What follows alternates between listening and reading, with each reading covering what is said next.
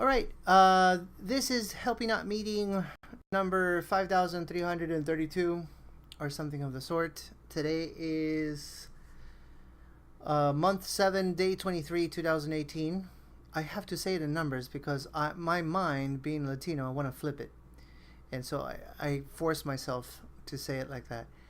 Uh, and we are today gathered here, the Helpies, on a Monday afternoon, as we always do, to talk about the mission of the community, to talk about the things that is on everybody's mind, some of the things that I've discovered, and kind of to keep track of everything that's going on because, yeah, because there's no way to know how everybody's doing unless we do these.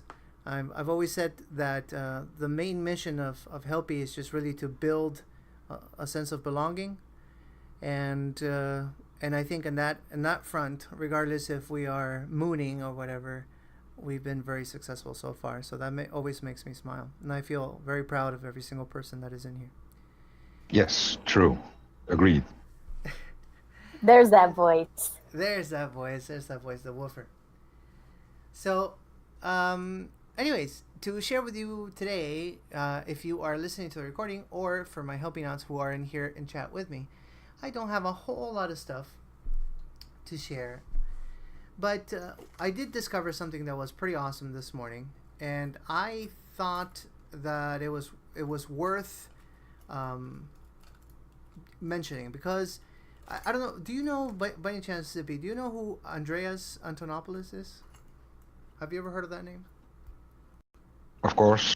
Bitcoin guru, The Bitcoin Guru, is that what they call him? Bitcoin Jesus. Yeah, Bitcoin Hey, Jesus. oh no, that was Ver. That was Roger Ver. Sorry. Well, I think no. I think honestly that he started it. Roger Ver was the first one they called Bitcoin Jesus, but now they call him Bitcoin Judas, Of and course, yeah, and that's true too. that's also true. And they call Andreas. They call him the actual Bitcoin Jesus. So for those who don't know, for the ones that are here, I know that Winston knows because Winston is a crypto guy, a regular crypto. What do you call yourself? A regular crypto dude? Yeah, but that wouldn't say I wouldn't say I'm a crypto guy. It's just hobby.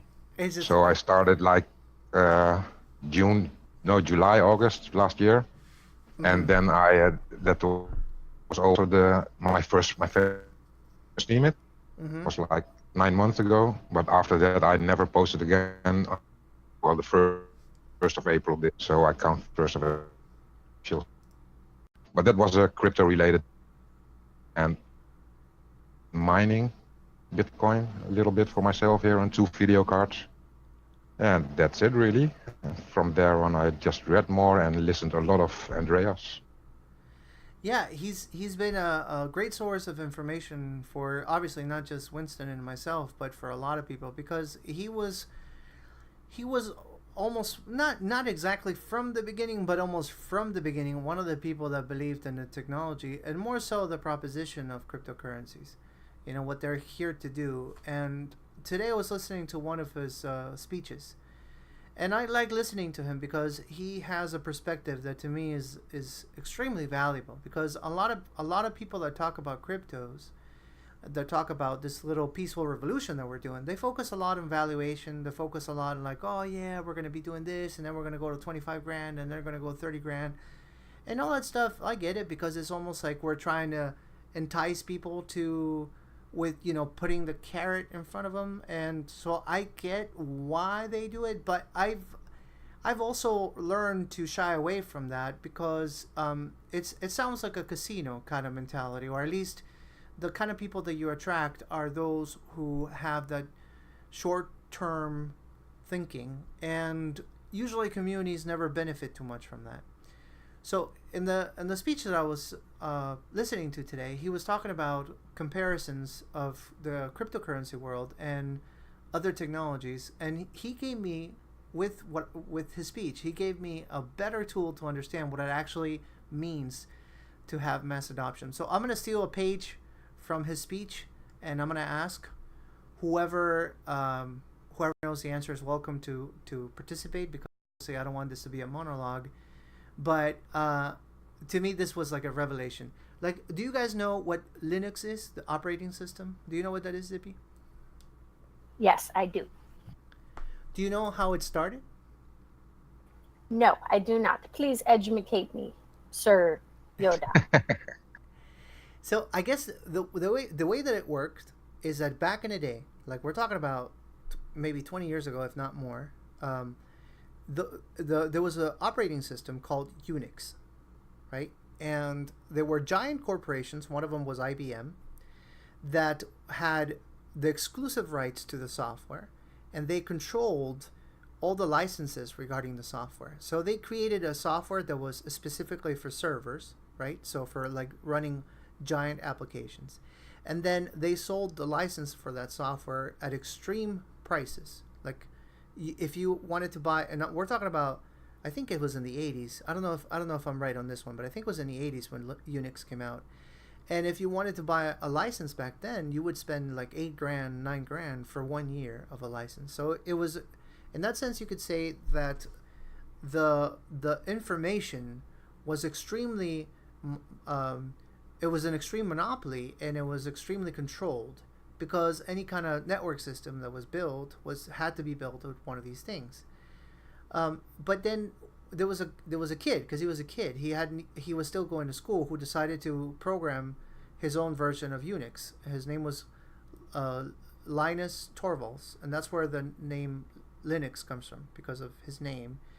And he created the concept of open source, right? And he started to program Linux. So he released Linux after 2 years. He was still in school, still poor, and the only reason why he did it was because he had no money to buy Unix. So he wanted to create something that a community could contribute in, and that's exactly what happened. So other people started to jump in, and even though there was a first release, it was extremely buggy. It didn't work. There was a lot of things that were wrong, but there were a lot of people that were excited because of the idea, because of the proposition. So, not to make the story crazy long, we might learn this. We might say, well, what does that have to do with anything? Well, the truth of the matter is that if we try to analyze it in a sense that we go like, did he succeed?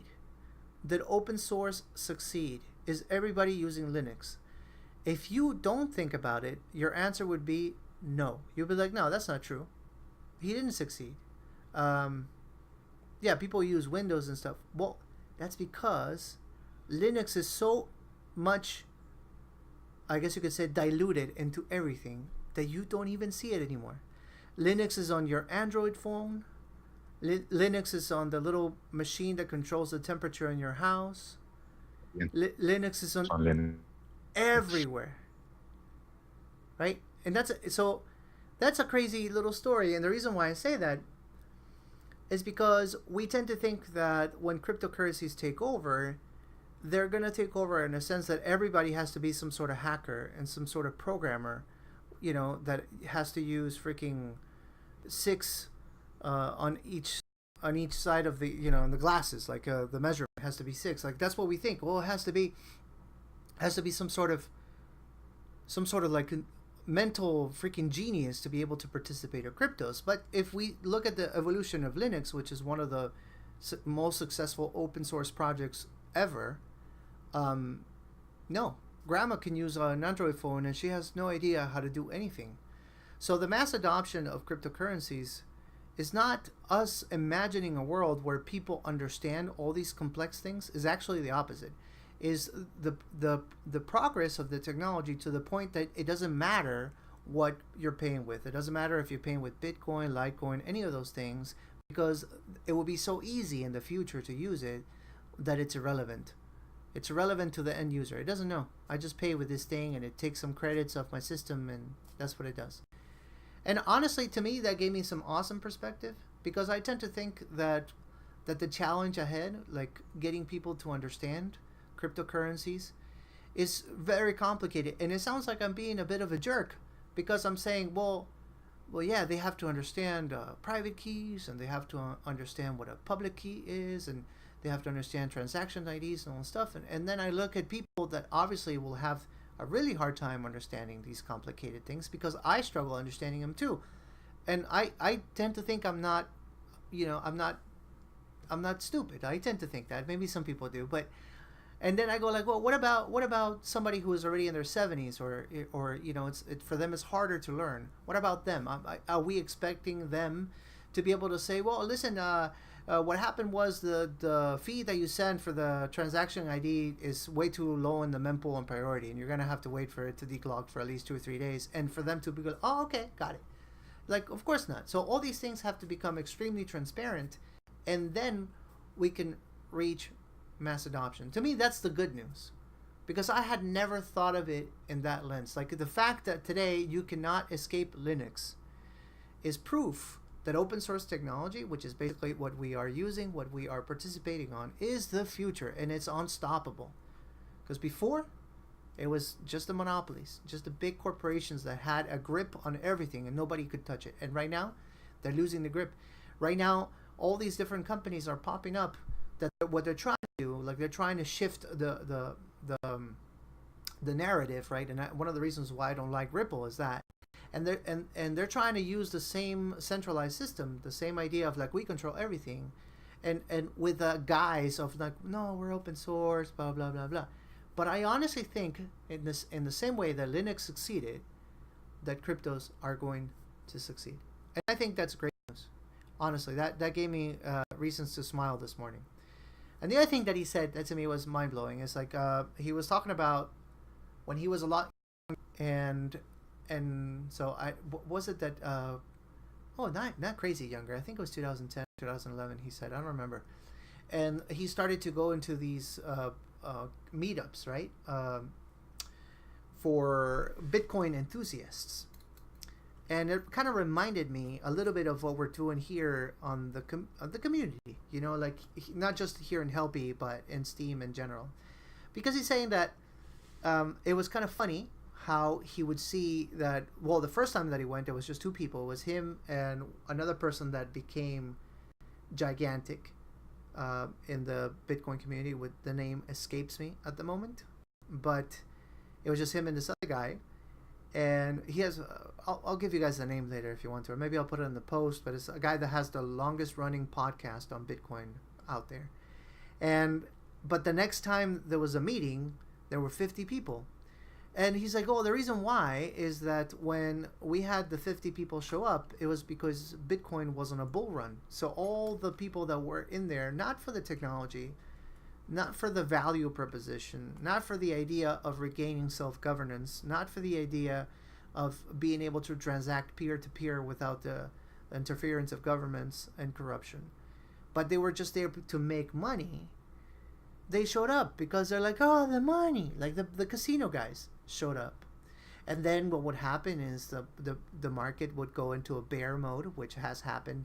I don't know if you know the number, Winston. I don't remember off the top of my head. But it's somewhere like they've declared Bitcoin dead from crashes, like it's like above 300 now. Exactly, it's like a ridiculous number, right? So he would see that the meetings when people would get together, every time that Bitcoin would be declared dead, right, or it was in a bear market or whatnot, then all the casino players, and of course I'm calling them casino players offensively on purpose, would disappear. And that's just because, as much as they would say, you know what, I am here for the value proposition. I am here because of the technology. I am here because of this basically is a tool for me to regain what government has taken from me.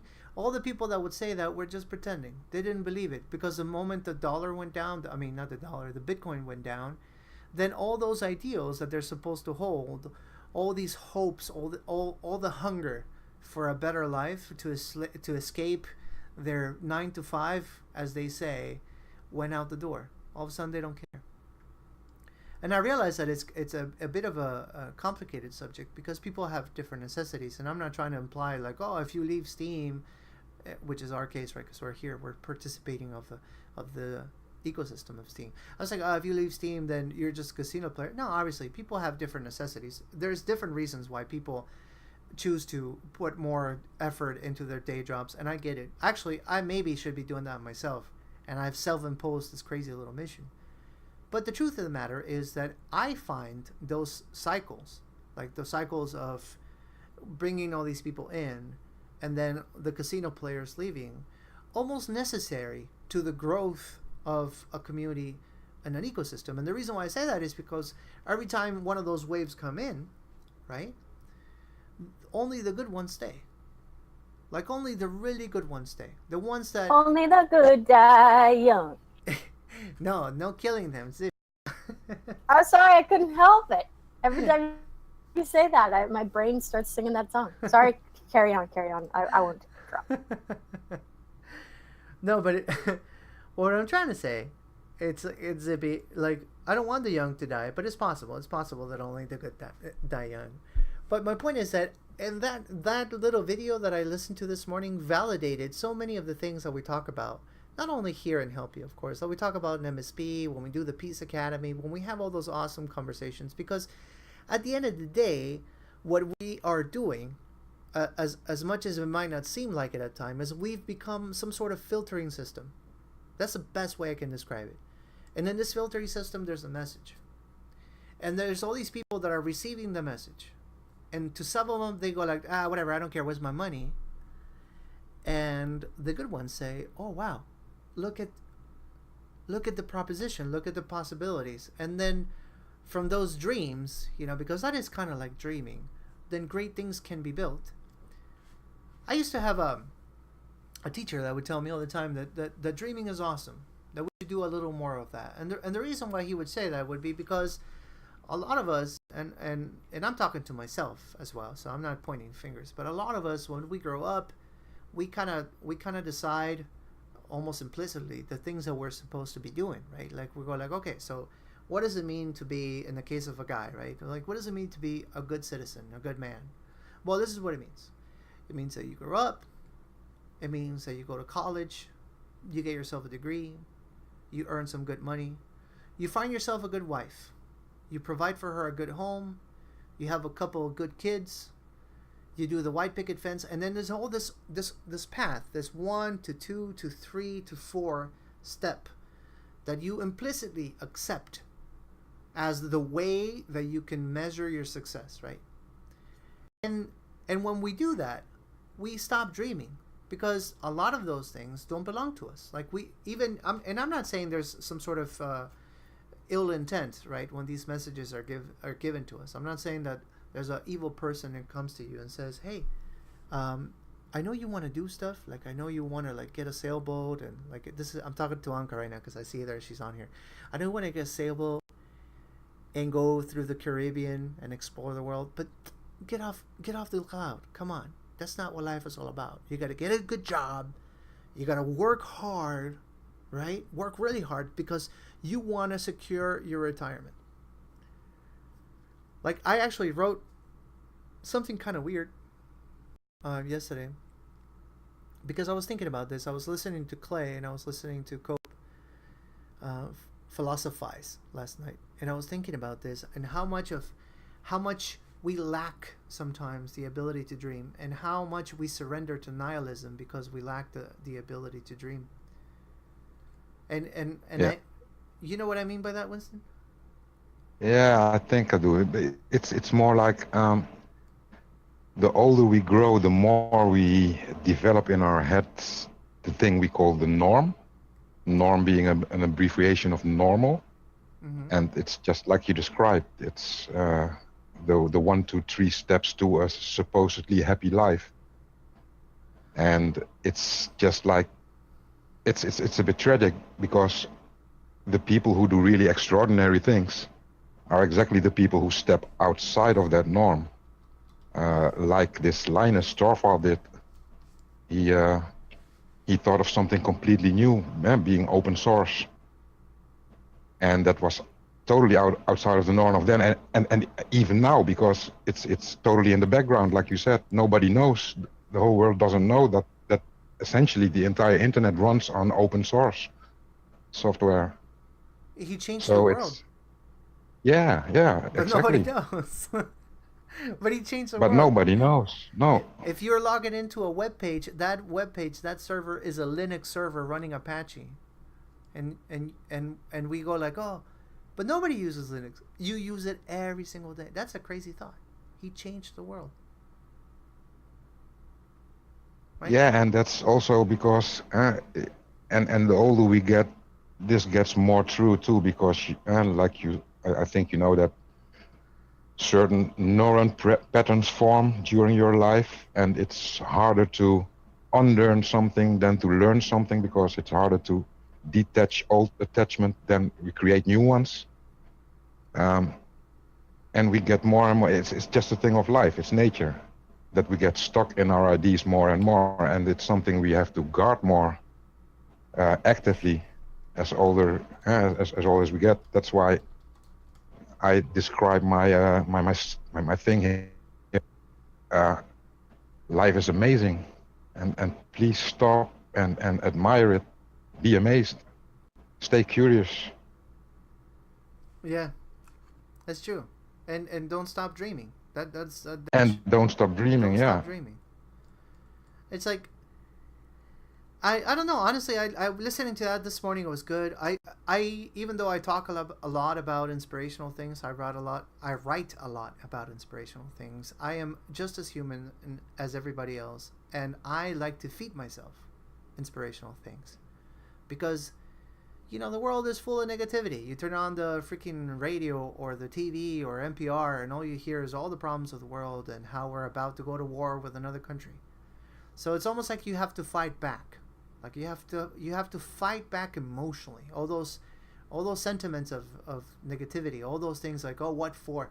And that's exactly what nihilism is, like when you allow yourself to sink into that, right? And you allow yourself to sink into depression. And I say this as somebody who has struggled with depression before. You start to question the reason why. And all of a sudden things that you had a lot of joy for start to lose their flavor. You go, oh, I'm gonna record an open mic entry today. What for? Doesn't matter. Like what? Like, oh, you know what? I had this idea. I wanted to write about story that happened more. What for? Like, it doesn't matter. And like you keep on surrendering to that. And I'm not saying because I'm being judgmental in the sense that oh, you failed. No, that's not what I'm saying. I'm saying that everybody has those thoughts. Everybody can surrender to that, or you can choose to fight it, and you can choose to be a dreamer, and you can choose to look for perspective. You can choose to zoom out and look for that knowledge out there, because it is out there, that is going to allow you in the way that you think, right? Because everybody thinks differently, to be emotionally stronger to deal with the day to day. So like when I look for stuff, and I don't know if you do this yourself, Winston, that's exactly what I'm doing. I'm like, you know what? I'm feeling today like things are not moving fast enough. Like what's going on? So then I do some research. I look for people that I know that are a lot smarter than me. And that's the other thing. Always look up. Always, like, you have to try to find people that you believe are stronger than you. It's not. It makes. exactly. Very important that try to find the good authorities to have a little bit faith in. Oh yeah, yeah. It's because, but that's the thing though. I don't know. I don't think it's your case, Winston. I think you and I are pretty much of the same mentality here. Some people shy away from talking to smarter people or dealing with smarter people who they perceive as smarter. Perception is key, but because they feel intimidated, they go like, "Well, I don't want to do it because they're gonna think I'm dumb." And that's not that doesn't help you, for one. But number two, you're also making assumptions of how the other person might feel, or about you asking questions. So like, and I'm saying this because, especially in this group, because the ethos of the group is to be helpful, to be a helping out. So between us, if we have questions, if we have struggles, if we don't understand something, we should have that openness to ask for help, and to be like, hey, you know what, I for example, I know that Eon is very smart. I'm not just saying that because he's here on chat with us. Like, I know he's very smart. So like, if I wanted to have like a mathematical discussion on R shares or something like that, I'm gonna sound mean, but I'm not gonna go to somebody who's actually a beautiful human being, awesome dude, but somebody like Jesse to you who doesn't go past memes, and be like, hey man, let's talk about R shares, because I don't want him to, I don't want to feel like I got schooled. No, that's not the point. The point is, I want to seek somebody, I want to learn from somebody who has a different opinion, and who I find to be intellectually, I guess you could say, enticing. You know, it's like somebody that I can be like, oh, this guy knows more than me. Let me go learn from this guy. And honestly, if that person might even feel flattered, you know. So, and I'm saying this because I know, and I get DMs sometimes. And some of us, no names, no pointing names, feel a little embarrassed because we don't understand certain things. So, part of this conversation today is also about that. It's also about releasing that fear of not knowing, and knowing that between us we can ask questions. Between us we can grow, and only then we can be also informed. We can be equipped to help other people, which is basically the ethos of Helpie. Like, the more we know, the more we can do. The more information we collect, the more powerful we are. And I'm saying that, like literally, the more information, the more we know, the more powerful we are. And also the more we know that we don't know much. But that's a philosophical discussion there. Yeah, but also conveying it at the same time that not knowing is a blissful state to be in. Yes. That's, yeah, at least I think so. Agreed. So, I have a thing that I shared the other day on my blog that I want to know if you guys want to get involved. And I think this could be really awesome, because one of the things that I constantly think about, like, I don't have a whole lot of money, like most people don't, actually. If you look at distribution of wealth in the world, I keep on saying, I'm wealthy in every way except for money, and so there's not a whole lot I could do as to bring up the valuation of Steam using my patrimony. It's not like I can go like, hey, you know what? Yeah, let me go ahead and sell my Rolex and buy freaking $50,000 worth of Steam. I can't do that. I don't have a way to do that. But I think also that it makes no sense that we find ourselves powerless in the current situation, meaning that we think, oh, you know what? And I don't like using this word. I'm just going to use it for now because I'm trying to be dramatic so the message sinks in. You know what? I'm poor. Let the rich people deal with it. Let the rich people put money in here because I'm poor. I don't like that. I find that like being defeatist. It's almost like as if you're equating your worth like to the ecosystem as your wallet. And I honestly, the word is I hate it. I don't think anybody here can be measured in worth, you know, like by the wallet size. I don't think that's fair, and I don't even think that's accurate. But the question is, how is it then that a small account can help the valuation of Steam? And I think that's exactly where we need to be really creative. So I was thinking about something, and I'm going to share it with you guys. It is my opinion that a lot of the shilling, like not our shilling here that we do with posts, trying to be friendly with each other, but a lot of the shilling that happens on the internet, on YouTube, the kind where people go like, oh yeah, Stellar's going to go to the moon, and they get all crazy like that, and they put the little emojis. I think that is toxic, honestly, because what that is attempting to do is attempting to bring the casino addicts to walk back into the casino. And I don't like it, and I will never get behind a project or an idea whose purpose is to do just that. One of the reasons why I had a lot of issues with Jerry, and I ended up actually removing my support for him, was when he made that video saying that Steam was going to go to $21,000 and making some ridiculous claims. I think that is toxic because it really brings the worst in people. Like, I know I'm not saying that money is a bad thing, but money is a potentializer. I don't even know if that word exists. But money is a potentializer of your psyche. So if you are a gambling addict and all of a sudden they wave all that money in front of you, like it's just like giving an addict cocaine or something. It's the same difference, really. So making those types of videos to me brings all the scammers, all the hackers, all the people that we don't want, because they're thinking, oh my God, let's go. Wow, this is going to be amazing.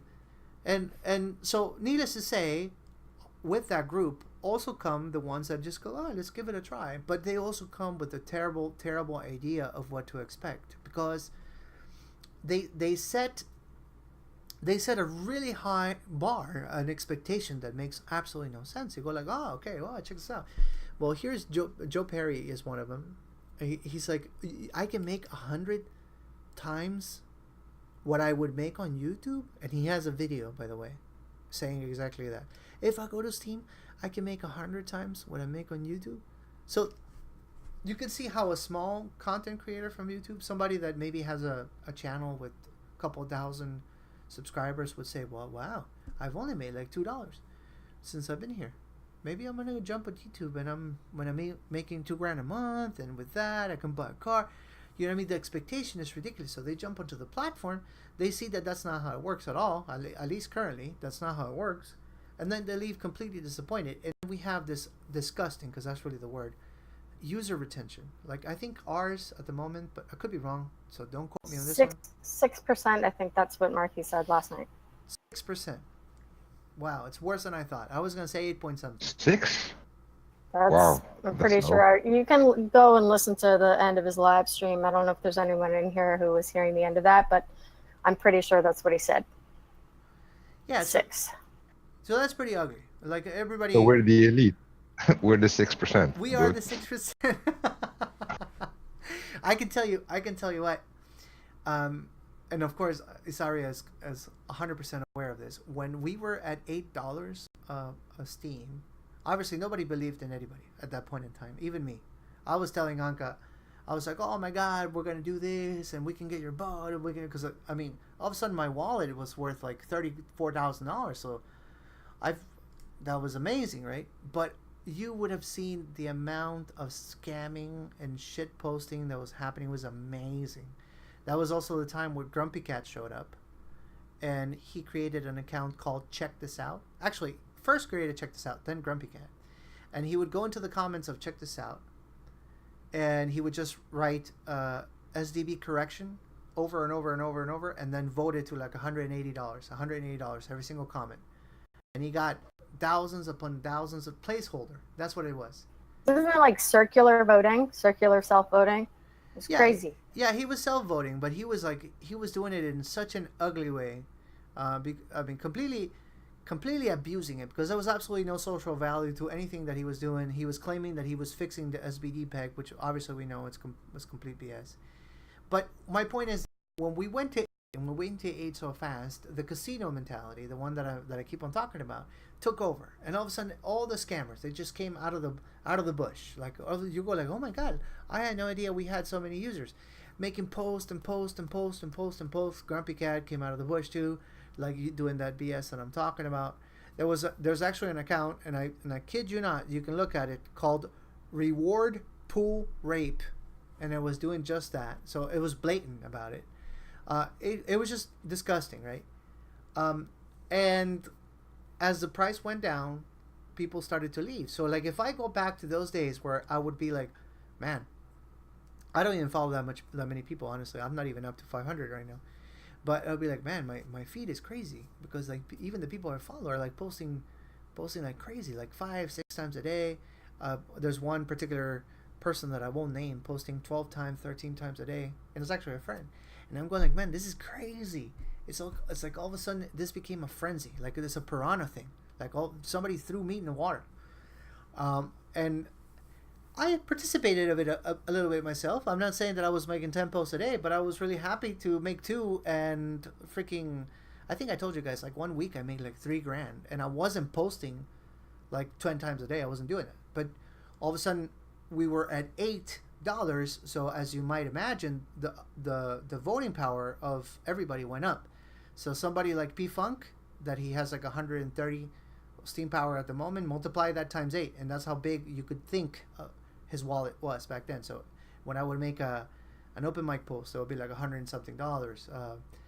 And SBD was broken back then. SBD was like $8-10. So it was crazy. So I'm not advocating, or I'm not saying that I want that to come back. That's not what I'm saying. What I am saying, though, is that there is a process that needs to happen for us to be able to collect the right amount of people, or not only the right amount, but the good people that are out there. There needs to be something that we can do, so that if the valuation goes up, we don't have a population of all of a sudden brand new scammers only, which was what happened over there, being overshadowed, for lack of a better term, being overshadowing the actual users of the platform. You know, like if you have a strong community, which is obviously the ideal, you have enough people holding enough SP, and enough of the middle class, if scammers were to jump in, we could police it better. And I know that some people don't like that word, but it is what it is. Like, so if we were to have a solid population of dolphins, and we get to see those scammers trying to, you know, copy paste stuff and abuse the because the price all of a sudden went back to 8, that population, that middle class, could sacrifice a little bit of their vote to be like, hey, go away, don't do this, don't plagiarize, don't copy, and it would, you know what I mean? But if we don't have those community members, then we're back where we were back then, where there was not enough SP spread around to control the craziness. So there's a method to the madness. There's a reason why I think that's the way to go, aside from the fact that I believe that we do need a better middle class, a stronger middle class. But my other point is how, or the point of this conversation, how do we bring those people to the platform? How do we do that? How do we start to engage the right kind of mentality to come to Steam and participate, not only of Steam It, because obviously that's just an application, but DTube, DLive, Musings, or what have you. And here's the little idea I proposed, and it looks like one of the witnesses is jumping on because he made some comments on my post. I was saying that we could come up with a tag. The tag I came up with was not that good. Actually, it was Eon that told me that it sounded like not suitable for work stuff. So we're probably not going to use that tag. But this is a tag that I think is the best one. Obviously, I want opinions. I want you guys to tell me if you think it's good or not. And we could be using this particular tag to our posts that we think are awesome enough to be shared onto other platforms. So here's the strategy. So I'm going to use Yitneth because she usually puts a lot of work into her post, and as we all know, she's amazing. So let's say Yitneth makes one of those amazing posts about the creation of a video with the crazy animated GIFs that Headback does and all stuff, and all, like one of those, right, that are like mind-blowing, the ones that usually get curated. And she goes like, oh, you know what? This is something great to share onto the other platforms. So she would put my Steam onto as one of the tags on there. And then the people that would want to participate of curating those tags, that particular tag, would add that tag to GinaBot. And when somebody does that, when somebody shares, obviously they would put in the comments, I would say that would be part of the rules, where you shared it. It's like shared on Facebook and you put the links. We would then in turn, as saying like, thank you for promoting this, for I guess you could call it cross-pollination. I think that's the best way to say it.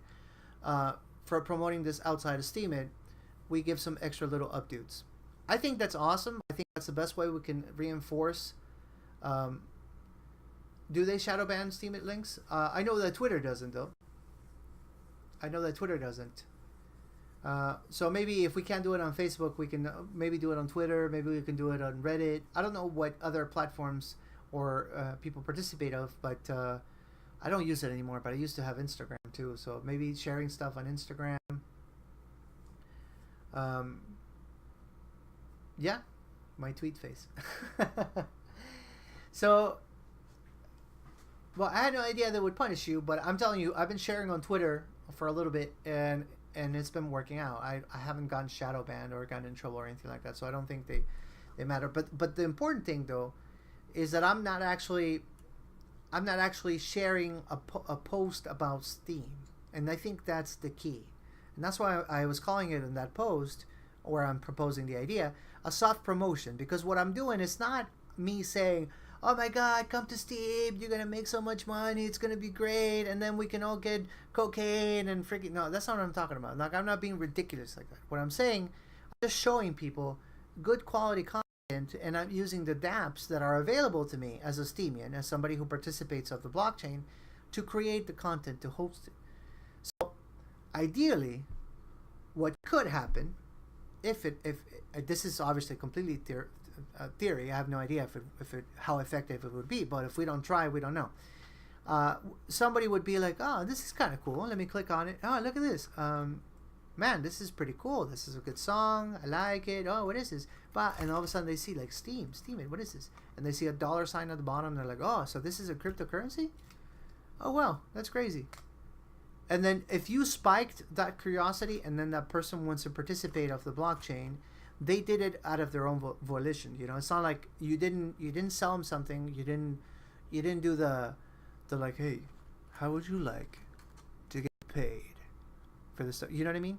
So therefore, you didn't set that crazy expectation. They don't know how it is that you made your 10 SBD, 12 SBD, or if you got curated your 80 SBD. They have no idea. They just know that there's a platform, there's a cryptocurrency platform, right? That people seem to be earning if they make good quality content. Now, the key thing is that the content has to be good. So, of course, there's going to be some people that are going to abuse it, and they're going to see like, oh my God, there's extra upvotes if you use my Steam. And it's up to us to, exercise judgment. And if somebody's sharing things to Twitter, but they're like stupid memes, maybe don't upvote it, because that's not the behavior we want to encourage. But if it's quality stuff, I say we do it. And if I have it my way, meaning if it works the way that I hope it does, we might even convince one of the whales to start curating the tag. Maybe we can get some of their, like the tokens I was explaining for the votes that one day, so we can vote for the best ones. Maybe we could even create some sort of account specifically to curate that, like a Helpie 2, the ones that Helpie and Steam or something like that, and get some delegation from some people just for that purpose. The possibilities are endless. We can be as creative as we want, but I think ideally, what would happen in the long term is we're going to get more quality people, more people that are willing to invest the time, that are curious enough to find out what's going on, to come onto the platform, and in the long term affect the price of Steam. Because as we know, it's a network effect. The more users participating, the more demand, the more it's worth.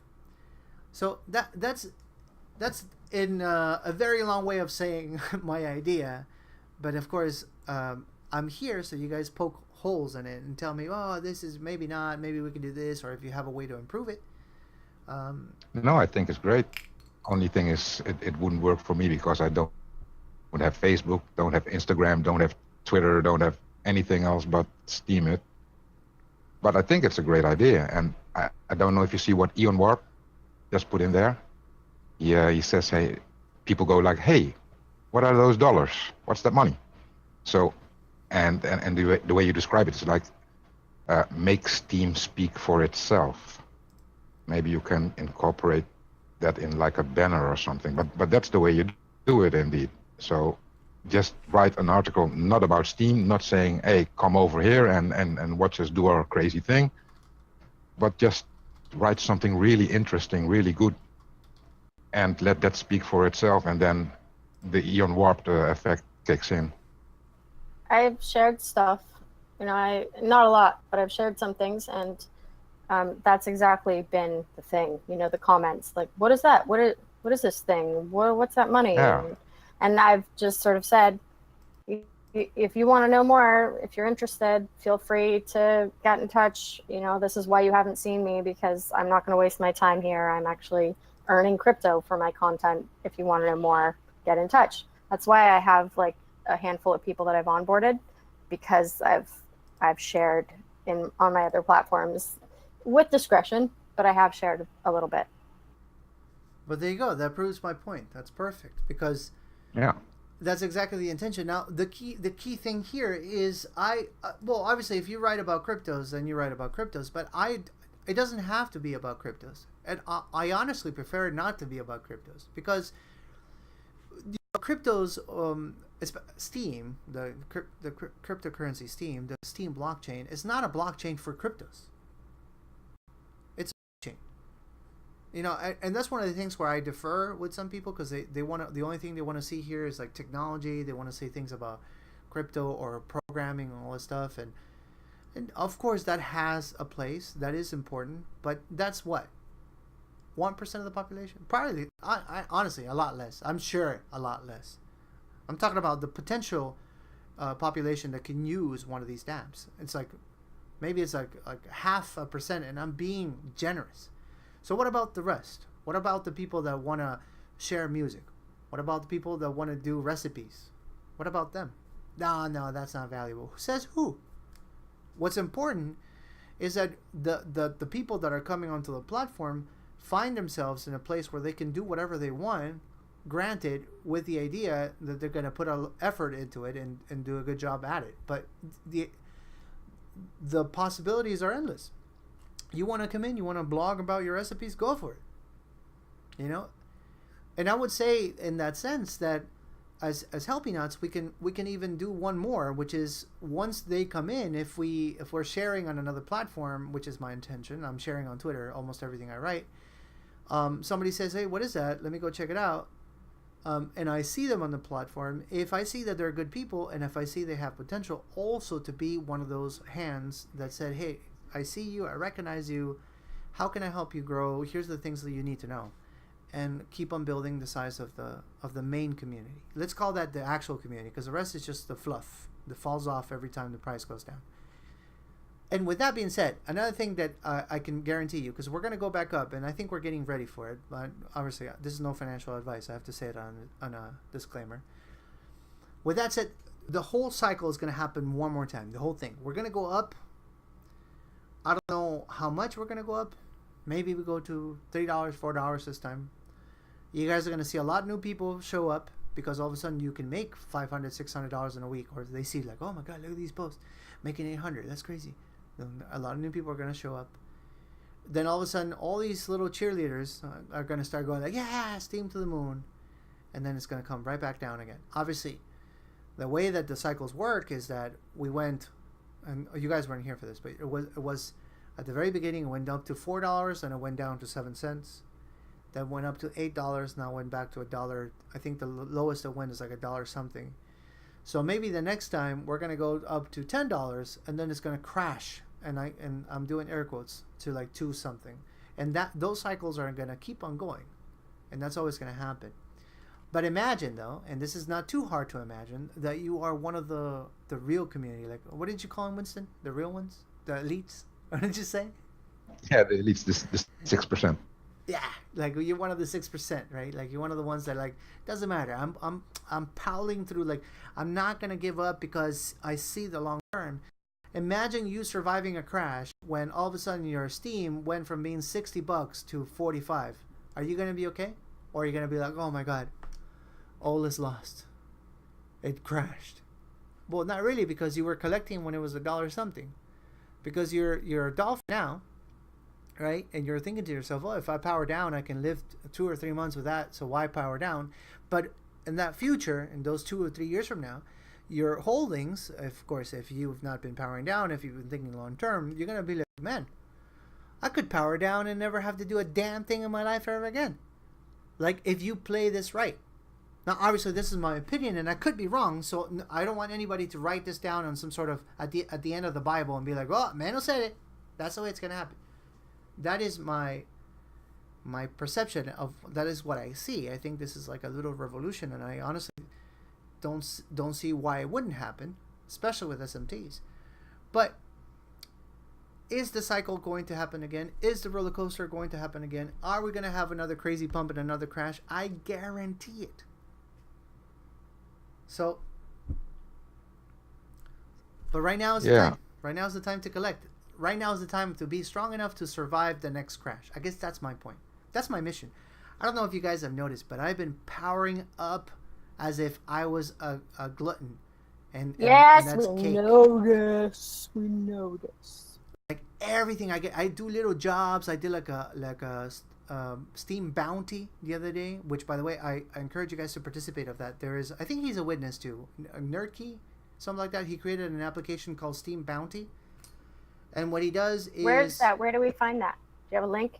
I'll find it for you. I'll find it. Let me see if I can share it. And what it is basically he does it most of the time, but there are other people that do it as well. They'll put like a question or something, they want to get some information regarding something, and to do Steam Bounty Nerdkey. Let me see if I find a guy.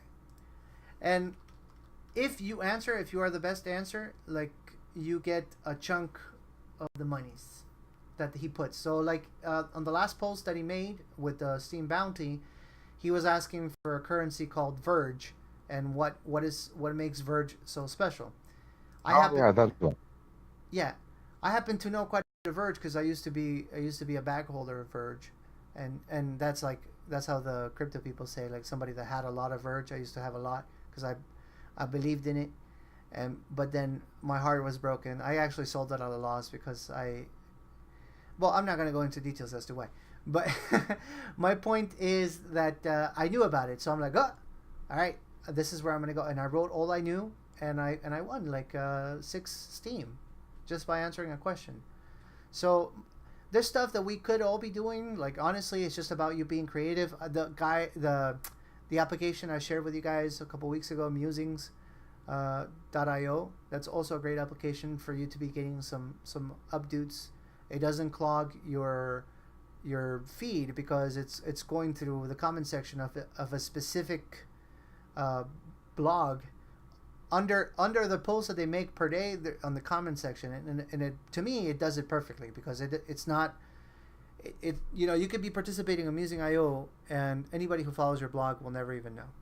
So I think that's great. I'm gonna owe it to you guys here in a second to find the Steam bounty, but it won't. I'm sure that if you do a search, you will find it. Oh, there it is. Thank you, Anka. Thank you. There it is. She found it. So look at that. So if you guys want to make some Steam and you want to do some jobs and you like doing a little bit of investigations, that's a good way to do it. Musing is awesome. The other thing that you can be doing to make some money is writing about Steam Pay Co. It's a good way to collect Steam. They have an account, and I told you guys last little meeting we had, that is curating people writing about it. And the last thing I'm going to say that you guys could be doing, and this is the riskiest one, all right, is participating of the conversations on the Steemit blog. Okay, and the reason why I say that, but I'm saying like if you are somebody that can contribute something of value, almost every single time I go into the Steemit blog, and they've been posting once a week almost lately, and I write a good comment, I get upvotes from witnesses and stuff. I'm sure that it's common because I see a lot of people there getting upvotes too. So the idea is like they're trying to encourage the Steemians, the citizens, the constituency, let's call it that, to participate of that conversation, to be informed what's going on with Steam, where are we headed, when are there some teams coming, what's the new hard fork all about, and they're being kind of sneaky about it. Oh, if you show up, we give you upvotes. Obviously, people that go like good posts, they don't get anything. But if you really want to win a nice upvote, like you can be making one SBD on one comment, I'm telling you, show up to those, make some quality comments, and you'll get some nice upvotes from the witnesses that are always perusing the comment section of a Steemit blog. Oh, Pechi. That's a cute cat. Anyways, guys, that is kind of the information I had for you guys today. I know it has not been thrilling. I know nobody got some revelation that changed somebody's life today. No. You don't give yourself enough credit. It's always why we're here. Oh, thank you, Zippers. But with that being said, guys, I am going to end the recording here. We actually did 1 hour, almost to the T, which is pretty awesome. And if you are listening to this on Steam and you want to know what Helpie is all about, or if you're listening on YouTube, there's going to be a link in the comment section on YouTube, and of course more information on the post of Steam, so you can learn about this initiative, you can learn about the community, and you can learn about what the mission is all about.